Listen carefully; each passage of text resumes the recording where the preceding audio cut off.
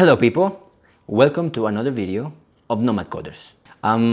Recently, everybody saw that GitHub made free, unlimited, private repositories.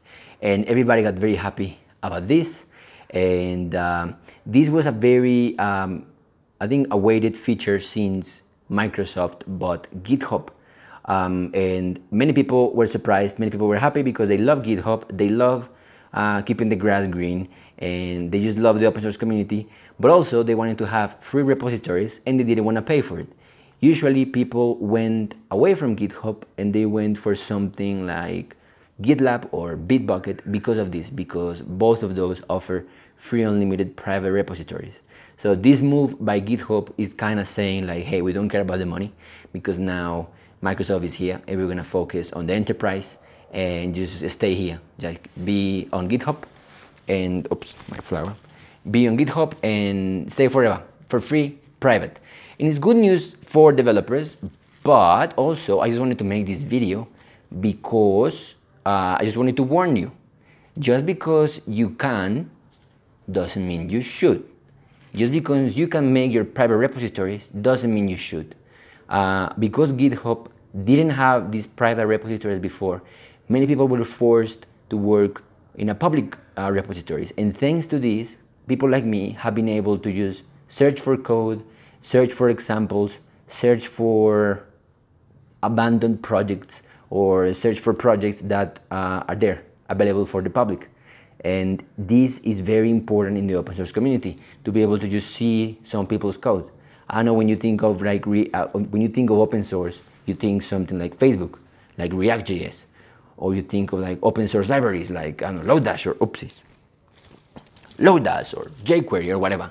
But also open source means shitty code that normal people like you and me do.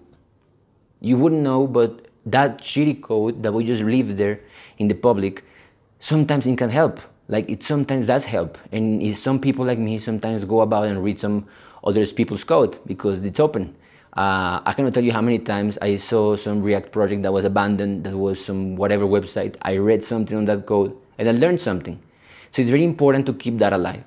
Just because we have the ability to have free, unlimited private repositories doesn't mean we have to make all our code private now. So don't be this kind of paranoid coder that makes all the code private because somebody's going to copy it and it has to be private and only me can see it, and confidentiality and bullshit, because it's going to take us nowhere and it's not going to do anything good for the open source community.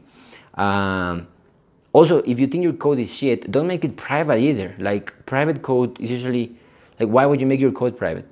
Your code should be private if you're working for a company, or if your client says, hey, I don't want anybody to see this code, or if you're doing something secret with, I don't know, something. But if it's a project, it's an open source project, if it's a side project, if it's an ugly, stupid project, leave it open source. You don't know who is going to later go and see that code, and maybe it will help, all right? So that's why I wanted to make this video. I think it's very important to keep the open source alive, and just because we can doesn't mean we should. And I think that, yeah, we need to have some good criteria into what to leave private and what to make public. And I think that most of the time it would be great if you kept your code public. And let me know what you think on the comments, because I know you always have opinions about this. Thank you for watching. It's been a long time since I don't record a video like this. I missed you and I'm going back. If you like the hat, let me know. If you like the flower, let me know. Or if you like the alpaca, let me also know. Thank you for watching. I will see you on another video with a different hat. Bye bye.